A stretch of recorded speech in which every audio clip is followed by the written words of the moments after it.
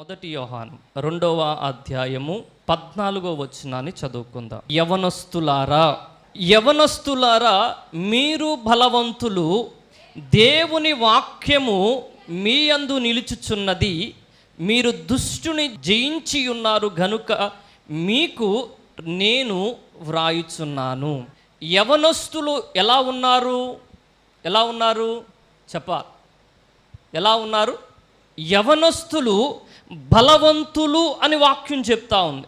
ఎందుకు బలవంతులుగా ఉన్నారు అంటే వాక్యం చెప్తా ఉంది, దేవుని వాక్యము వారి యందు నిలిచి ఉన్నది గనుక. మీ కుటుంబంలో ఉన్నటువంటి యవనస్తులు వాక్యం ఏం చెప్తుంది అంటే బలవంతులు అని చెప్తా ఉంది. కానీ ఈరోజున యవన ప్రాయంలో ఉన్నటువంటి వారు బలవంతులుగా ఉన్నారా, బలహీనులుగా ఉన్నారా? కొంతమంది